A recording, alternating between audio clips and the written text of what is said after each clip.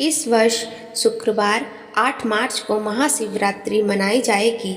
इस दिन शिवलिंग का अभिषेक जरूर करना चाहिए। अभिषेक जल, दूध, पंचामृत से किया जा सकता है। इसे रुद्राभिषेक भी कहते हैं क्योंकि शिव जी का एक नाम रुद्र भी है। रुद्र का अभिषेक यानी रुद्राभिषेक। विधिवत अभिषेक करने में थोड़ा अधिक समय लग सकता है।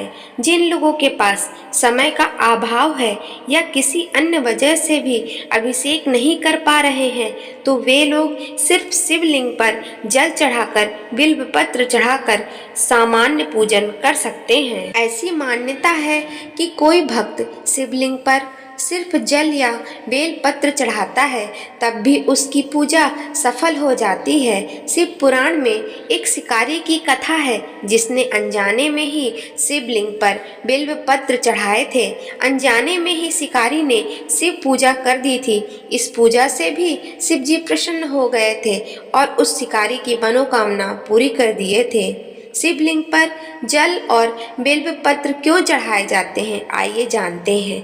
बिल्व पत्र शिव जी में अनिवार्य रूप से चढ़ाए जाते हैं। इस परंपरा के पीछे समुद्र मंथन की एक कथा है। पुराने समय में देवता और दानवों ने मिलकर समुद्र को मथा था। मंथन में सबसे पहले हलाहल नाम का विष निकला था। इस विष के कारण सृष्टि के जीवों के प्राण संकट में आ गए थे, जिनकी सुरक्षा के लिए शिव जी ने इस विष को पी लिया और अपने गले में धारण कर लिया। विष के असर से शिव जी का गला नीला हो गया था। इस कारण भगवान का नाम नीलकंठ भी पड़ गया था। हलाहल विष की वजह से शिव जी के शरीर में गर्मी बढ़ने लगी थी। माना जाता है कि उस समय सभी देवी देवताओं ने शिव जी को ठंडा जल, बिल्व पत्र एवं ऐसी चीजें खिलाई थी जिससे उन्हें शीतलता मिल सके। बिल्व पत्र एक औषधि है, ये शरीर की गर्मी को शांत करती है। ऐसी मान्यता की वजह से शिवलिंग पर जल और बिल्व पत्र चढ़ाया जाता है। यदि नया बेलपत्र ना मिल सके तो हमें क्या करना चाहिए, आइए जानते हैं। शिव पूजा के समय अगर नया बेलपत्र नहीं मिल पा रहा है तो शिवलिंग पर चढ़ाया हुआ बेलपत्र धोकर फिर से उसे शिवलिंग पर चढ़ाया जा सकता है। शिवलिंग पर चढ़ाया गया बेलपत्र बासी नहीं माना जाता। बेलपत्र को बार बार धोकर कई दिनों तक शिवलिंग पर चढ़ाया जा सकता है। बेलपत्र कुछ परिस्थितियों में, कुछ तिथियों में नहीं तोड़ना चाहिए।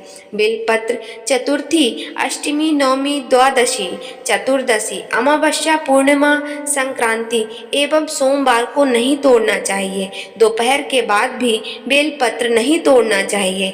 अगर इन तिथियों पर बेलपत्र की आवश्यकता हो तो एक दिन पहले ही बेलपत्र तोड़ लें या बाजार से खरीदकर पूजन में इस्तेमाल करें। आज 8 मार्च को महाशिवरात्रि महापर्व भक्तजनों के द्वारा बड़े ही भावपूर्ण से मनाया जाएगा। भगवान शिव की पूजा करते समय कुछ विशेष सामग्रियां हैं जिनको अवश्य चढ़ानी चाहिए। आइए जानते हैं 5 विशेष सामग्री कौन सी हैं। बिल्व पत्र। बिल्व पत्र भगवान भोलेनाथ को अवश्य चढ़ाना चाहिए क्योंकि यह पूजन में अभिषेक व बेलपत्र का प्रथम स्थान है। ऋषियों ने कहा है कि बेलपत्र भोले भंडारी को चढ़ाना एवं 1 करोड़ कन्याओं के कन्यादान का फल एक समान है।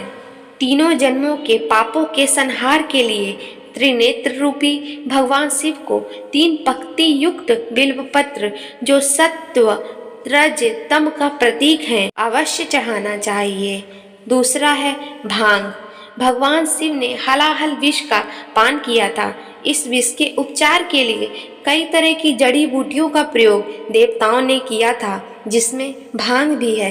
इसलिए भगवान शिव को भांग बेहद प्रिय है। शिवरात्रि के अवसर पर भांग के पत्ते या भांग को पीसकर दूध या जल में घोलकर भगवान शिव को अभिषेक अवश्य करना चाहिए। इससे रोग दोष से मुक्ति मिल जाती है। तीसरा है धतूरा। भांग की तरह धतूरा भी एक जड़ी बूटी है।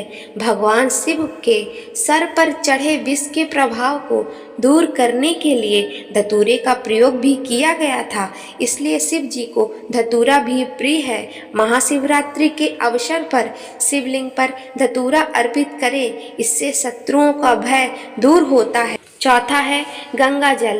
गंगा भगवान विष्णु के चरणों से निकलती है और भगवान शिव की जटा से धरती पर उतरती है, इसलिए सभी नदियों में गंगा परम पवित्र है। गंगा जल से भगवान शिव का अभिषेक करने से मानसिक शांति और सुख की प्राप्ति होती है। पांचवा है गन्ने का रस। गन्ना जीवन में मिठास और सुख का प्रतीक माना जाता है। शास्त्रों में इसे बहुत ही पवित्र माना गया है। प्रेम के देवता कामदेव का धनुष गन्ने से बना है। देव प्रबोधिनी एकादशी के दिन गन्ने का घर बनाकर भगवान विष्णु की देवी तुलसी की पूजा की जाती है। दोस्तों, ये सारी सामग्री का उपयोग कर भगवान शिव का पूजन करने के पश्चात भगवान को कुछ विशेष भोग लगाना चाहिए। उनमें से पहला है मालपुआ। महाशिवरात्रि के दिन पूजा के समय आप भगवान भोलेनाथ को घर पर देसी घी से बनाए गए मालपुए का भोग अवश्य लगाएं। शिव जी को मालपुआ अधिक प्रिय है। दूसरा है ठंडई। भगवान शिव की पूजा में भांग का महत्व है, इसलिए आप इस दिन ठंडाई का भोग लगा सकते हैं। इससे महादेव प्रसन्न होकर आपकी मनोकामना अवश्य पूर्ण करेंगे। तीसरा है पंचामृत। भगवान शिव को पंचामृत का भोग लगाना चाहिए, यह शिव जी का पसंदीदा भोग है। चौथा है मिश्री। आप भगवान शिव को मिश्री, चिरौंजी, रेवड़ी का भी भोग लगा सकते हैं, इससे शंकर भगवान खुश हो जाते हैं। पांचवा है मिष्ठान। महाशिवरात्रि की पूजा में भोग के रूप में गाय के दूध से बनी कोई भी सफ़ेद मिठाई का भोग लगाएं। यह शिव जी की कृपा प्राप्ति का सही भोग माना जाता है। बहुत से लोग शक्कर शहद का भी भोग लगाते हैं। छठवा है मखाने की खीर। गाय के दूध में मखाने की खीर बनाकर शिव जी को भोग लगाने से भगवान शिव अति प्रसन्न हो जाते हैं। सातवां है धतूरा, बेल, फल या बेर। शिव पुराण के अनुसार शिव पूजा में धतूरे के फल, बेर और बेल के फल का भोग लगाना अच्छा माना गया है। यह दुखों को दूर करने वाला और संतान प्राप्ति में सहायक होता है। दोस्तों, आप सभी को महाशिवरात्रि की हार्दिक शुभकामनाएं। भगवान भोलेनाथ आपकी हर मनोकामना पूरी करें। आपको यह जानकारी कैसी लगी? वीडियो को लाइक करें, चैनल को सब्सक्राइब करें और ज़्यादा से ज़्यादा शेयर करें। कमेंट में हर हर महादेव लिखना ना भूलें। धन्यवाद।